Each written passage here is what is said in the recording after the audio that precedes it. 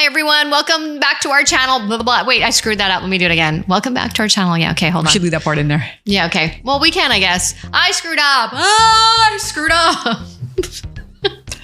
Again? Like, Doof. What is that, Doof? Was that from The Simpsons? Like, Doof.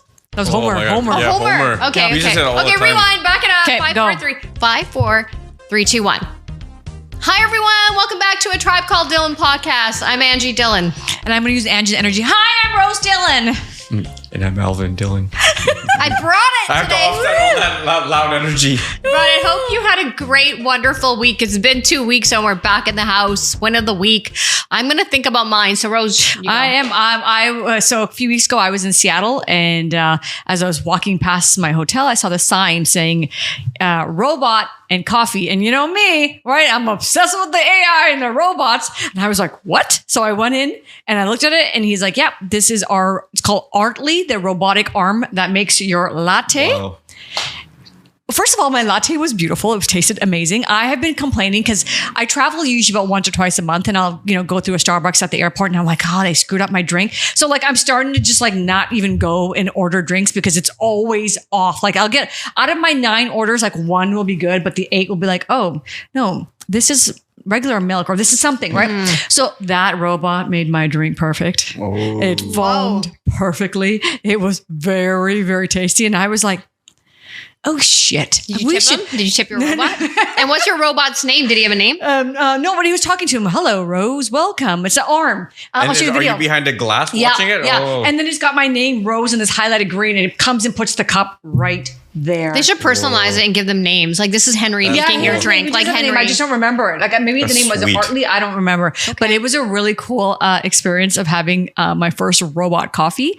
And it just got me thinking about like I scream about this all the time, especially on my LinkedIn. I'm just trying to yell as loud as I can. People need to understand the AI revolution. It's not like, oh, it's coming. And so everyone needs to start just thinking about it, at least start utilizing some of the tools, start thinking about it, because I think the days for baristas are going to be numbered. I mean, Al and I last night watched in China, they've already launched the driverless truck drivers.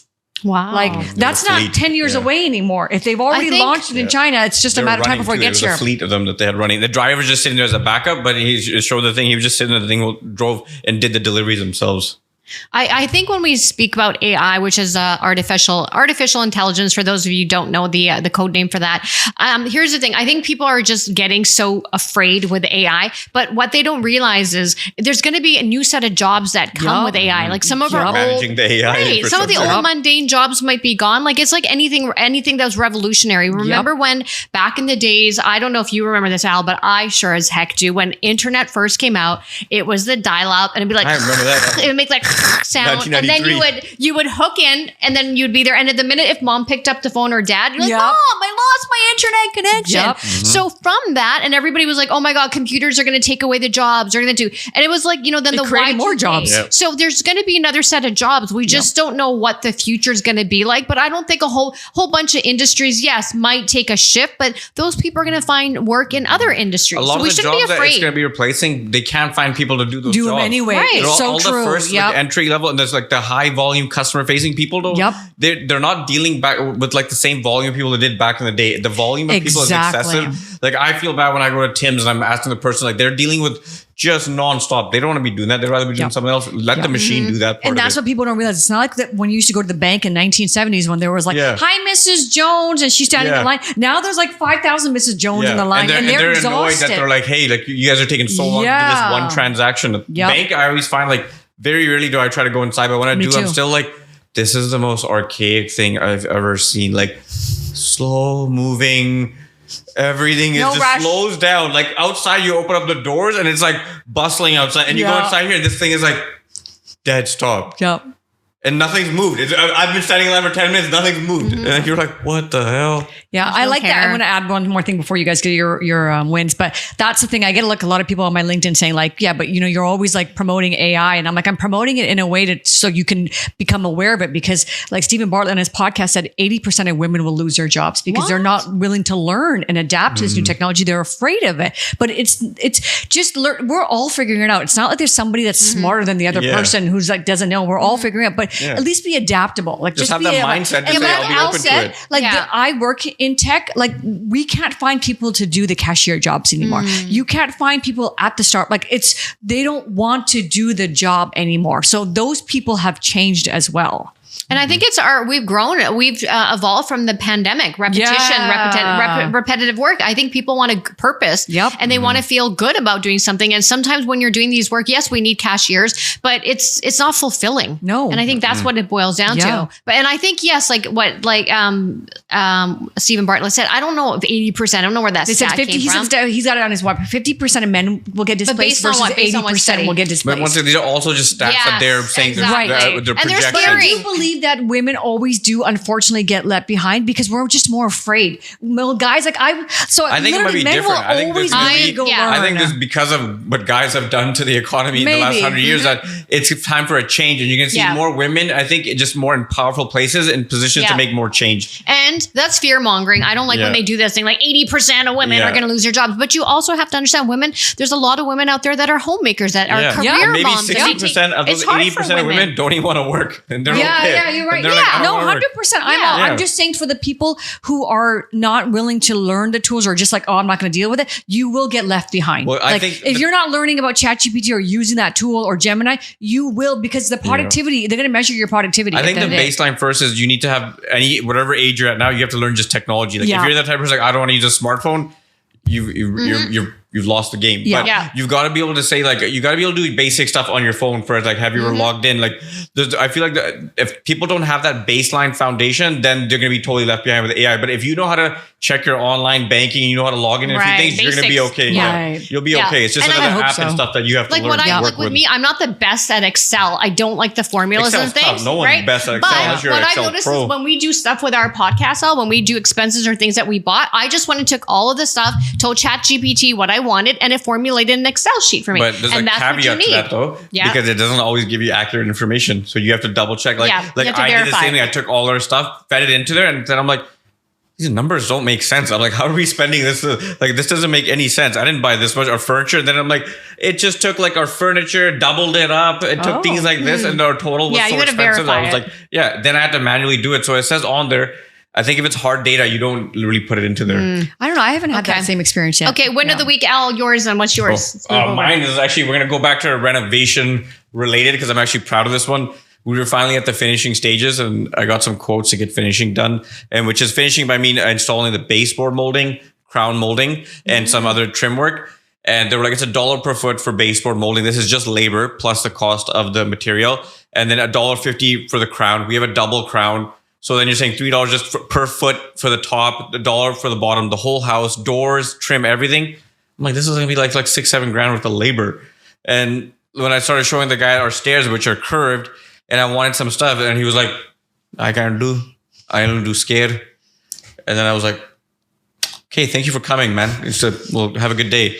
And after that, I realized, like, I'm just gonna figure out how to do this myself. I was like, if this guy figured out how to do that stuff, I was like, I'll figure it out. So then I went on YouTube, and then videos were decent, but just playing around with the tools, getting the cuts, I finally figured it out, and I figured out how to do the crown molding inside corners. Wow. Now I'm going to do the outside corners. I've done all the baseboard. I'm actually showing some of those videos because even I was proud of it myself. Good job. Yeah. Every time I do it too, I was trying to show Rose. Rose was like, oh yeah, look, that's great, that's nice, and then just walks off. Doesn't even notice that. Do you know how much work this took to get these joints like this? The fact that you taught yourself, like, because I'm teaching myself things, like I have so much respect for people who are like, no, I had no idea to do that, and I learned it, because like that's like me with content creation. Like I didn't know what I had to learn it and figure it out. So I totally have like much respect to you. It's just that every time the zone too, like I was like, I need not be like 30 minutes of my time going through every crack. What we have to show, because the viewers and our listeners have been on the journey with us about the renovations. I think Al, do a video. We should do an episode. Clip. I'm gonna have Rose record me while I'm actually doing the stuff, so and tell everything that you did, everything right. And I learned a lot because it's amazing when I look every time I come over and we visit mom and dad, and I look at what you've done, essentially watching YouTube videos or like watching homes on homes. Because especially with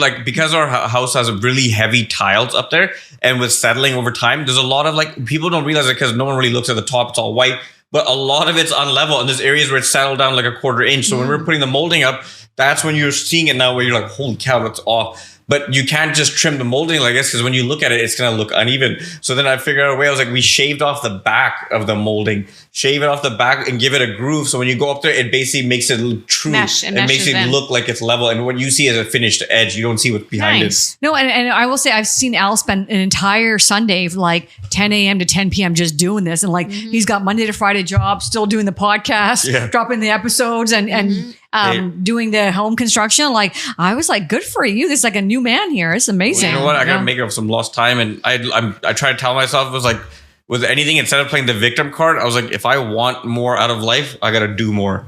And that's like the simple thing is like, if you want more, man, you got to go do more. Like I can't just work just my 40 hours and expect me to have everything that I need and require. They say the most successful people work at least 100 hours a week. If you want if you want true applying it to ourselves, right? So at least 100 hours this is giving me ideas a day. Damn.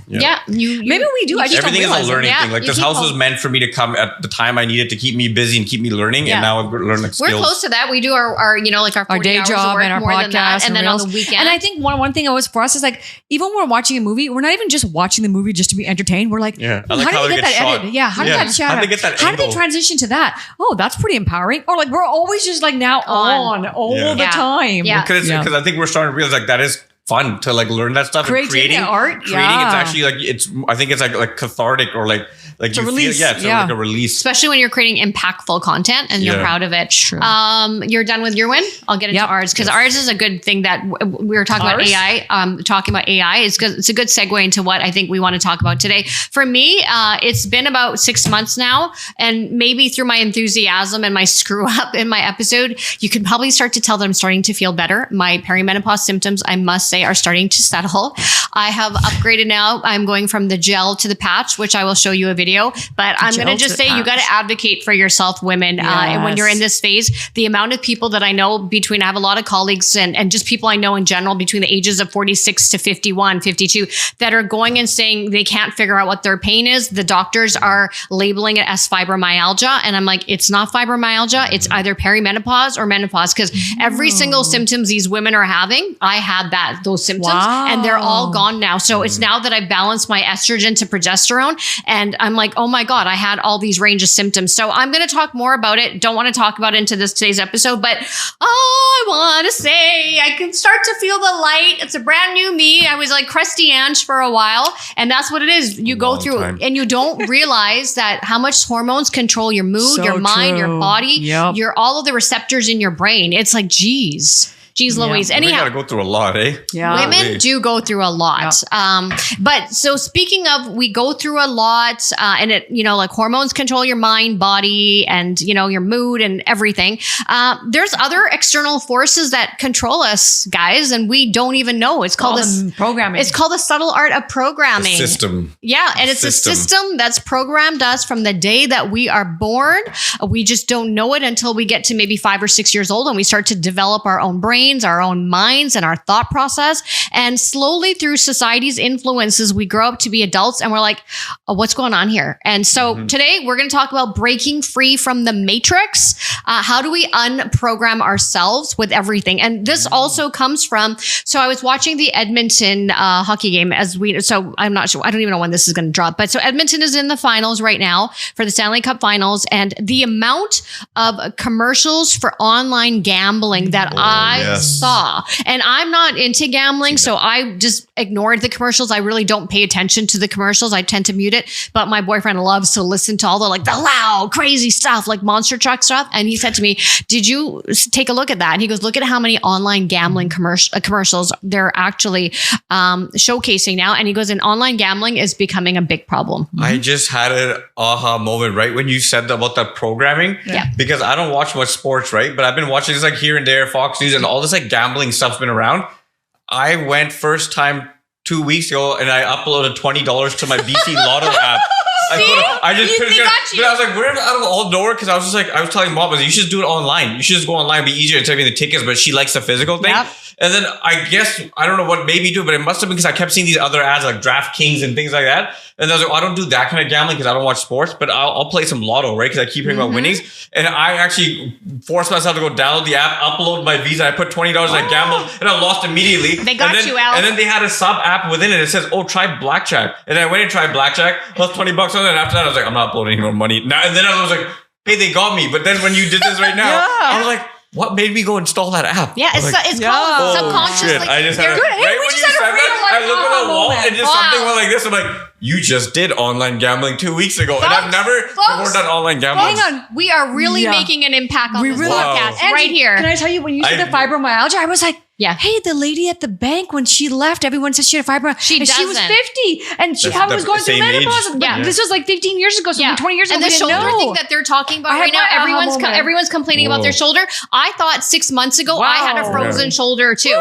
And then I'm like, what's online wrong? Gambling. I was like, I feel like I just did that recently. Yeah. They got you. And see, folks, we are really, we want to bring these kinds of things to your attention because it is up to us to live an intentional life. Yes. But we can't live an intentional life if we're constantly being programmed and bombarded by things. What's sad is like all these corporations, they're earning their income from another human being, which is you or the people, the population. Why are you trying to just constantly just take advantage of them and then suck them dry and then get them stuck in this rut? So you're just going to feed your lifestyle? Because essentially that money is going to the owners of these companies and say, I'm going to feed my lifestyle. But people are like losing their like addiction life to savings, gambling and like savings in a heartbeat. Gambling is a serious men, especially that one tap. Like in 2 taps, I was able to upload the money and right away I got it. And I saw when we were at the casino that day and I was like, oh, no, I'm not getting any part of this. It for me, it just grosses me out. And gambling, we have to be careful because the gambling addiction is a real thing in our family. Like we see our mom go crazy with it. We know we've got some uncles that are into gambling. So we know that's in our genetic makeup already there. I think that's why I'm more careful. For some reason, it's the high though, right? It's the rush. It's that feeling of like, what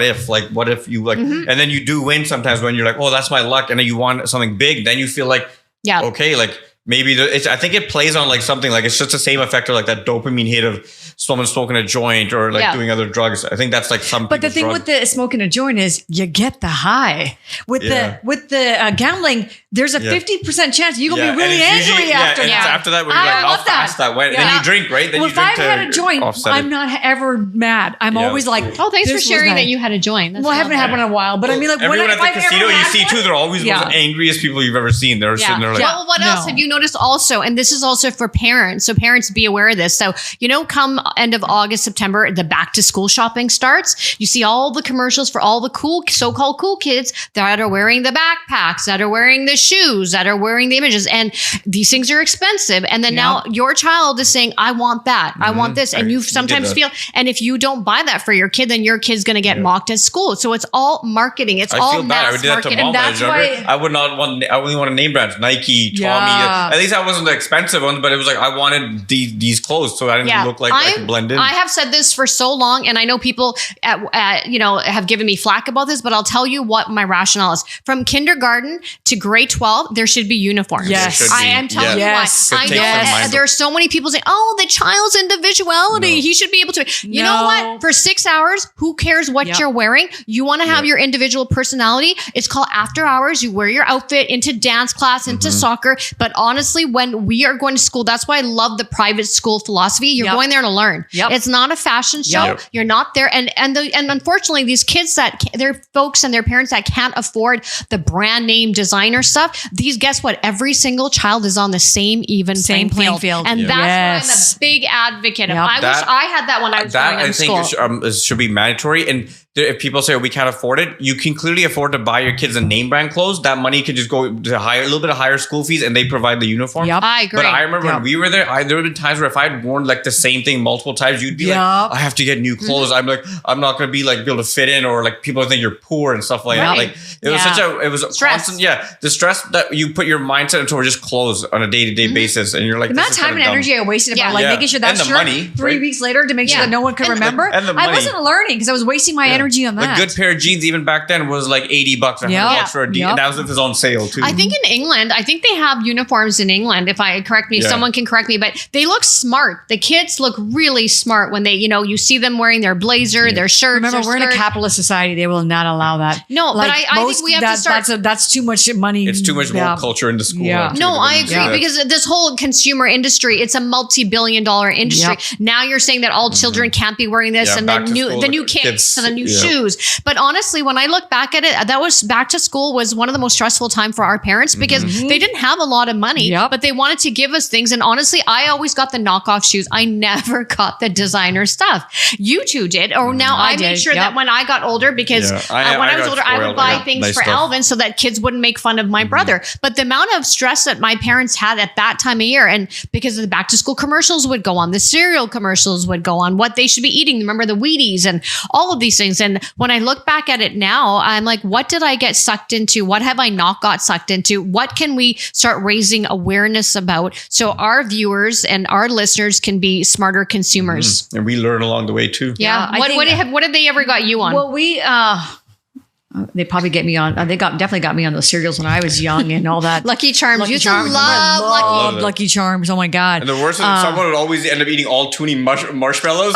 Yeah, and you go to eat one day, like all left is like the regular stuff. I never liked that cereal. It was so sweet. That's why I liked it. Now I don't like. Now things get too sweet for me. Now that I'm getting a little older, thankfully for that. But I think I could get sucked into pretty much anything. This is why I like listening to right wing news and left wing news, because I know that if you go through one way, you'll get sucked in. So I don't want to get sucked in. So I purposely will be like, okay, nope. Yesterday you listened to that. Today you're going to force listen, because I want to make sure that I'm always creating an open mind and making sure that I'm listening to both sides' perspectives.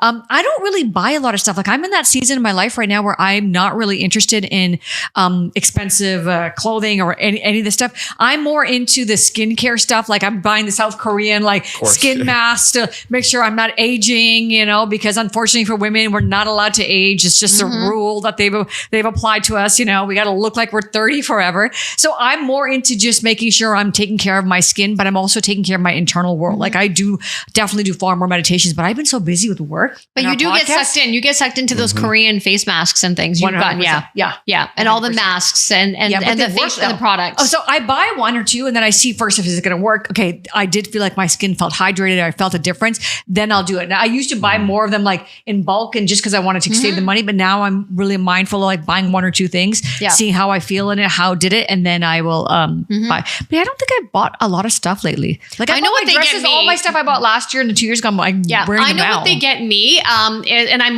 much more conscious about it. Is also because I'm a big Alan. I have and so do you, Rose. But I have a sweet tooth. Come those holiday commercials, Christmas time, they get me with turtles, almond rocher or Ferrero Rocher, what is it? Yeah, the turtles, and they get you with what's that other big the Cadbury commercials, the red lint, the way he's showing you, he's making that ball. You're like, yes. So that gets me every time. But now I'm like, do I really need this much chocolate? I'm going to gain weight and the inflammation. Blah blah blah. That's the great thing with having Netflix and YouTube. Like I don't really have commercials. That's the great. I only watch Netflix or YouTube. I don't really watch regular cable TV. So can you imagine? Except for when I travel, and that's when I'm like, wow, this is what they're telling people. There's talks now that they're saying that there is an industry that now people are no longer watching cable TV. And that's where a lot of the consumers, one of the commercials, they should get to the mass consumers that way. So now there's some talks. I don't know. Can you imagine if there's commercials in your Netflix movie or just before? Well, they do it on YouTube now. They do it on your YouTube podcast now. You're a Prime member. Some movies will have not, but some of them after about halfway through, there'll be a 2-minute ad or like a 30-second ad. And you're like, yeah, I thought I'd pay for this. And it goes, this is provided by. If you don't want it, then you upgrade your Prime or something like that to another. Or you buy the best advertising. I'm going to tell all the people who are wasting their money advertising your stuff is create a product and just have a human that appreciates it. That human will tell other people. How many times have the three of us told people about like I remember people saying to me, "Do you work for Vitamix?" And I was like, "No." Like, you should. I was like, "Oh yeah," because I used to like talk about what a great blender it was. It was a solid blender. So I think that instead of wasting your money advertising stuff, just make a really great product and have a few humans use it and then tell them to promote it. Like maybe give them say, hey, you'll get a lifetime supply of this for free because you really advocate for it. And they'll just tell people about I think that's what it's like AG1. It just might take a little bit longer, right? People want to be like immediately blown up right away to make your money. And I think that's where now brands are going to have to start looking. And that's why they're using a lot of influencers and online YouTubers because they have a brand, they have a following. But I think you have to realize is when you're a brand, your product is not going to cater to every single person. You have to find that niche, that pocket of people that are going to be loyal to that. Like I'm not going to like something that my sisters like die hard about. And same thing for Alvin. But I think that level of authenticity and transparency has to come back because there's so many celebrities right now that I know that are advertising. Have you seen the men and women doing the Rogaine and the Depends commercials? I'm like, you're too young to be wearing that stuff. It's not believable. I think it was Mark Cuban. I don't know what podcast it was. He said, when you see your favorite celebrity promoting an alcohol line or a perfume line, it's not because they want to do it. It's because they have to do it. Yeah. And when he said that, I was like, whoa. He's like, so be careful what you're watching on the screen. So when people are telling you this fancy life they have or this expensive, like that's all programming that they're trying to tell you something that's not true. I feel like I could only do brand deals if it was in line with something I would use. Like, like I my goal is to get a magic bag brand deal. That's gonna be my deal. I want a lifetime supply of magic bags, and that's gonna be something that they're gonna be like, wow, just from word of mouth. Every person that ever come over my house and they always see me wearing it, they're like, hey, can I try that? And then they're like, dude, this thing is awesome. Do you have it on you right now? No, because it's a hot day today and I left it at home. But otherwise, I keep it on me all the time. That's true. And everyone that's used it has all told me like they bought one after themselves. Wow. Because especially in the winter months, right? They're lying on the couch. People use a heating pad, use something else. And then I swear the magic bag reminds me of like a little kid that has a teddy bear. And always like, you're still like, Al, this like grown ass man that has his magic bag everywhere. Well, it keeps his joints loose. It works for him. Okay, before we like kind of close off, what do we want our listeners and our viewers to know? So I do want to say, obviously, in this day and age with the impact of social media and our digital culture, obviously it's how we view ourselves in the world, right? We all want to try and fit in. We all want to belong, but sometimes it's okay if we don't fit in and if we're a little different. That's what I want to say. But I do want people, I'm going to give you some homework to everybody. Okay. And then we're going to come back in 6 months and we're going to see like, wait a minute, what's happening? So I want everyone to get a pen and paper. And the next time you sit down, if you're watching YouTube or if you're watching something on just cable, use your cell phone. Just do some homework.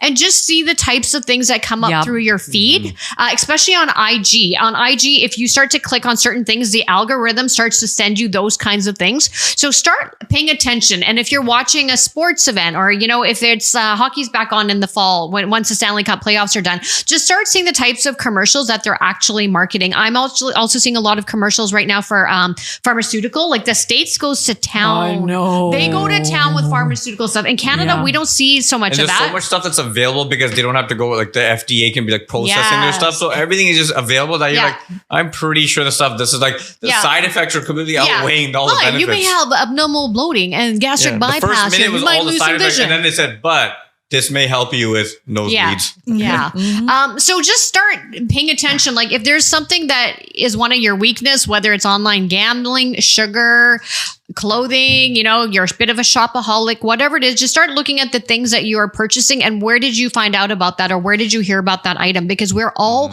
every single one of us being programmed every single day and we don't even know it. And for some of us, it's affecting our lifestyle and our livelihood and our bank account. So be smart. That's why we're talking about this topic because we want to have empowered folks out there and being better in society. So, and I think what Sadhguru always says, remember, your human mind is like a garbage can. Everywhere you go, someone's trying to dump something in it. I was like, it's so true. So true. Someone's always dumping and shitting. Because they have so much garbage themselves. They're trying to unload on other people. Totally. Okay, folks, that's our time. The tribe's going to be back in 2 weeks. Thanks for tuning into us. Love your support. Don't forget, hit subscribe. Like I said, if you are following us on IG, we need your support. We want you to engage with us, share our content. No shame in our game. We're just going to ask for it and let's grow together. So we'll be back in 2 weeks, everyone. Enjoy your week. Thank you. Bye.